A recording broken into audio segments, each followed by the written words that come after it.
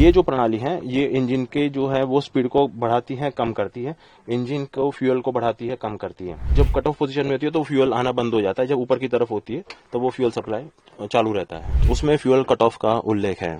जब फ्यूल मिलना बंद हो जाता है तब दोनों इंजन काम करना बंद हो जाते हैं और फिर ये जिस प्रकार की घटना हुई वो पॉसिबल। सफिशिएंट थ्रस्ट मिलना शुरू हो उसके पहले ही जो है जहाज जमीन पे टकरा गया।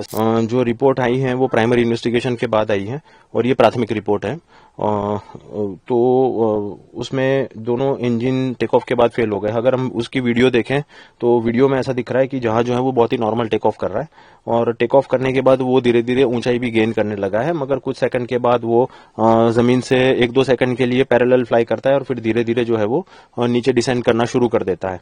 अब इस प्रकार की जो परिस्थितियां हैं वो तब डेवलप होती है तो जब विमान में जो इंजन होते हैं जो विमान को आगे की तरफ धकेलते हैं, जो विमान को ऊंचाई भी प्राप्त करने में मदद करते हैं, तो दोनों इंजन से जो धक्का मिलता है, जो पुश मिलता है, जिसे हम टेक्निकल टर्मिनोलॉजी में एरोनॉटिक्स में जिसे हम थ्रस्ट कहते हैं, वो उसमें किसी वजह से अगर कटौती हो जाती है या फिर टोटली जब थ्रस्ट मिलना बंद हो जाता है तब इस प्रकार की परिस्थिति का निर्माण होता है। तो ये जब रिपोर्ट नहीं आई थी उसके पहले भी ये कहा जाता था कि दोनों रिपोर्ट, और फिर उसमें रैट भी जो है वो रैम टरबाइन है वो भी एक्सट्रैक्ट हुआ था, तो ऐसा कहते हैं। तो ये पॉसिबल है कि टेक ऑफ करने के बाद दोनों इंजन जो है वो शट डाउन हुए हो।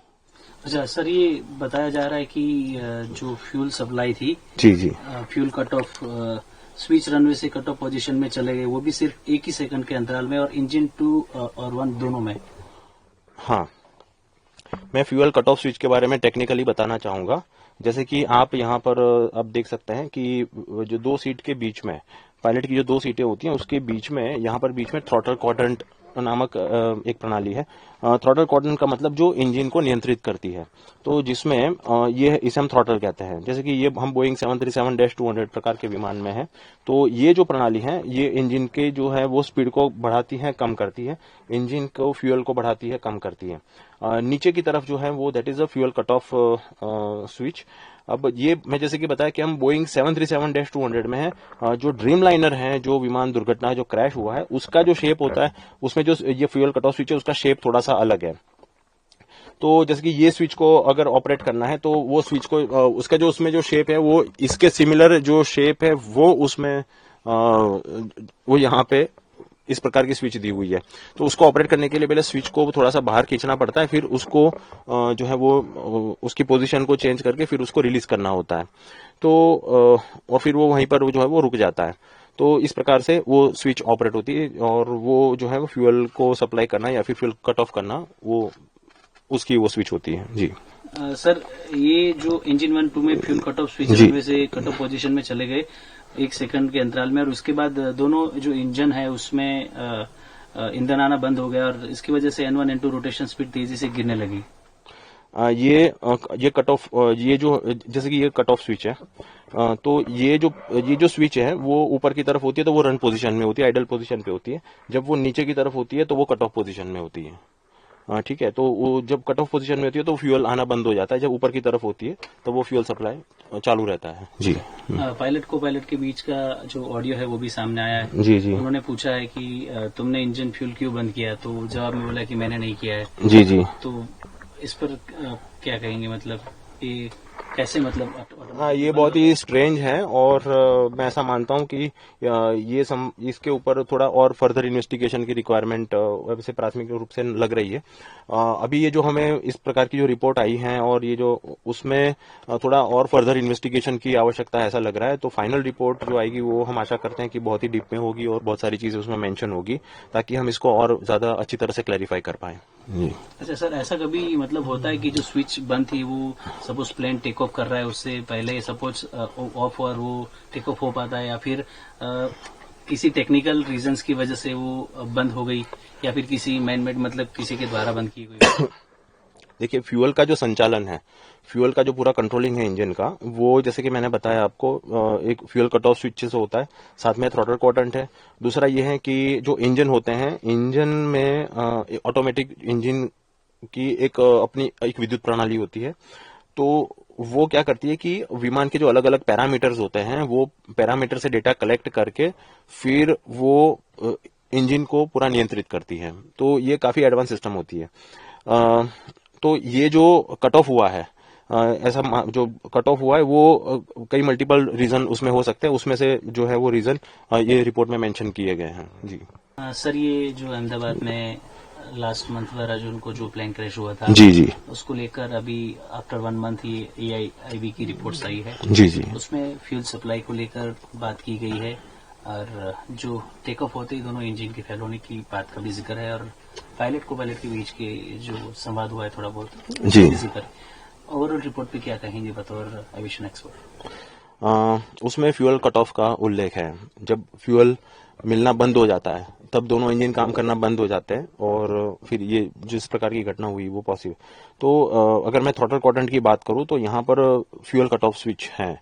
अब उसमें ऐसा है कि fuel cut off switch lower position में यानी कट ऑफ पोजीशन में, और उसके बाद अभी जो क्रैश में जो मिला है वो रन पोजीशन में, यानी ऊपर की तरफ है। यानी उसके बाद पायलट ने फिर से जो है वो इंजन स्टार्ट करने की कोशिश की, ऐसा लग रहा है।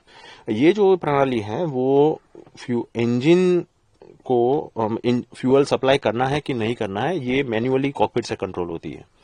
जी। तो सर, ये जो रिपोर्ट सामने आई उसमें ये बताया जा रहा है कि फ्यूल सप्लाई बंद हो गई थी उस समय, उसी की वजह से ये जो दोनों इंजन थे वो फेल हो गए और जिसकी वजह से ये पूरा हादसा हुआ। तो इसमें बात भी दो पायलट के बीच हुई है कि आपने बंद किया कि आपने बंद किया, जी जी जी चीजें आ रही है। और आप जैसे अभी बात हुई कि ये जब लास्ट में उसका जो मलबा मिला उसमें ये जो स्विच है वो ऊपर के तरफ ही थी। जी जी।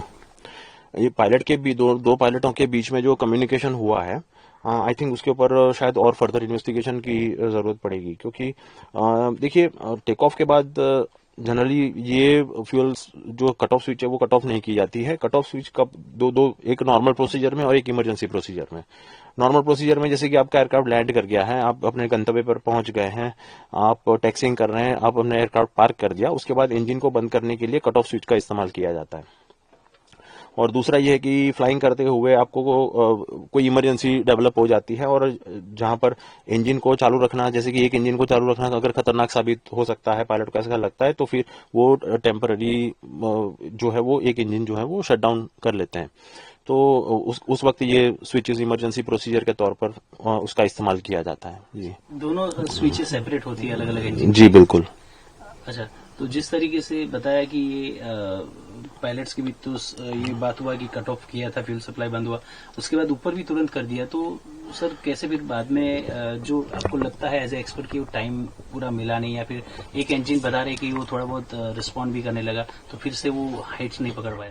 जी बिल्कुल, ये ट्रेनिंग का हिस्सा होता है कि इंजन फेल होने के बाद सबसे पहला काम विमान को संभाल कर इंजन को फिर से पुनः एक्टिव करने की, पुनः स्टार्ट करने की जो है कोशिश की जाती है। और पायलट ने जो भी किया है वो बिल्कुल सही किया है। ये जो पोजीशन है जब क्रैश हुआ है और जो प्राथमिक रिपोर्ट में जो फोटो आई है उसमें ये दिख रहा है कि ये जो फ्यूल कट ऑफ स्विच जो है वो रन पोजीशन में ऊपर की तरफ है, कट ऑफ पोजीशन में नहीं है। तो इसका सीधा मतलब है कि पायलट ने फिर से इंजन स्टार्ट करने की कोशिश की होगी। ये विमान में इंजन में फेडेक करके सिस्टम आती है। जब आप इंजन स्टार्ट करते हैं तो एक पूरी सीक्वेंस होती है, वो सीक्वेंस फॉलो करना जरूरी है और ये फेडेक सिस्टम खुद ऑटोमेटिकली ये पूरी सीक्वेंस फॉलो करती है। जैसे कि इंजन को ड्राइव देकर शुरुआत में उसके शाफ्ट के कुछ आरपीएम जो है वो अचीव करना, उसके बाद उसमें इग्निशन देना, उसके बाद उसमें फ्यूल सप्लाई देना, तो एक पूरी सिस्टम होती है जो फेडेक सिस्टम जो होती है उसके आधार पर। तो उसने ये पोजीशन है, तो ये दिख रहा है कि पायलट ने जो है वो इंजन स्टार्ट करने की कोशिश की होगी। सर, ये जिस पोजीशन में मिला उससे क्लियर मतलब हो रहा है कि उन्होंने प्रयास किया था। जी। तो मेरा सवाल सर यही आपसे कि ये क्या मैन्युअली ऑपरेट होता है या फिर किसी कोई टेक्निकल रीजन की वजह से भी स्विच जो है वो बंद हो जाती है, और यदि हुई तो किस वजह से उन्होंने शायद किया होगा, क्योंकि बातचीत में तो मना कर रहे कि उन्होंने ऑफ नहीं किया था। मैं इतना कह सकता हूं कि ये स्विच को ऑपरेट कैसे किया जाता है। ये जो स्विच होती है उसको, जैसे कि ये हम बोइंग 737-200 में बैठे हैं, इसको ऑपरेट करने के लिए सबसे पहले तो इसको बाहर की तरफ खींचा जाता है ताकि उसका जो लॉक होता है वो रिलीज हो जाता है। उसके बाद उसको नीचे की तरफ कट ऑफ करने के लिए नीचे की तरफ लगाया जाता है और फिर यहाँ पे आके उसको रिलीज करने के लिए छोड़ दिया जाता है। तो फिर वो अंदर जाके वापस ये पोजिशन में फिक्स हो जाता है। ड्रीम लाइनर में ऐसा है कि ये स्विच के दोनों तरफ, बाहर की तरफ 2 मेटल गार्ड लगे हुए होते हैं जो उसको इसकी एब्रप्ट मूवमेंट और अनइंटेंडेड मूवमेंट को जो होता है वो रिस्ट्रिक्ट करते हैं जी। अच्छा, तो सर मतलब ये जो फ्यूल जो पावर स्विच ऑफ थी, मतलब उसको कट ऑफ किया गया था जैसे जो रिपोर्ट में आ रहा, क्योंकि फ्यूल सप्लाई तो बंद हो गई थी इंजन के अंदर। वो इसीलिए मैं कह रहा हूँ कि ये एक प्राथमिक रिपोर्ट है, ये एक प्राइमरी रिपोर्ट है। अभी जो है वो फर्दर इन्वेस्टिगेशन शायद हो सकता है, और उसकी जो फाइनल रिपोर्ट जो आएगी हो सकता है कि इसमें और ज्यादा जानकारी और ज्यादा डिटेल हमें देखने को मिले। अच्छा, जैसे आपने बताया कि इंजन दोबारा शुरू करने के लिए जी, जो प्रयास किया था, वो जो ट्रेनिंग का भाग होता है, जी जी वो शुरू किया, तो क्या उसके बाद रिस्पॉन्ड नहीं कर पाया कि हाइट पे नहीं ले जा सके उसको प्लेन को? हाँ, जब दोनों इंजन कट ऑफ हो जाते हैं तो विमान फिर ऊंचाई प्राप्त नहीं कर सकता है, और जो ऊंचाई पे होता है उसके बाद भी वो नीचे आना शुरू हो जाता है। अब जैसे कि ये करीब 500 फीट के आसपास उसने जो नीचे आना शुरू किया, तो ये जो टाइम होता है जो इंजन स्टार्ट करके फिर उसको वापस फुल्ली ऑपरेशनल करना, क्योंकि दो इंजन है उसमें, तो पहले एक इंजन स्टार्ट करो उसको ऑपरेशनल करो, दूसरा इंजन स्टार्ट करो उसको, तो इट टेक सम टाइम। उसके पहले ही ये पूरा इंजन स्टार्ट हो जाए, विमान को हवा में बनाए रखने के लिए जो सफिशिएंट थ्रस्ट मिलना चाहिए वो सफिशिएंट थ्रस्ट मिलना शुरू हो, उसके पहले ही जो है जहाज जमीन पे टकरा गया, ऐसा मुझे लग रहा है।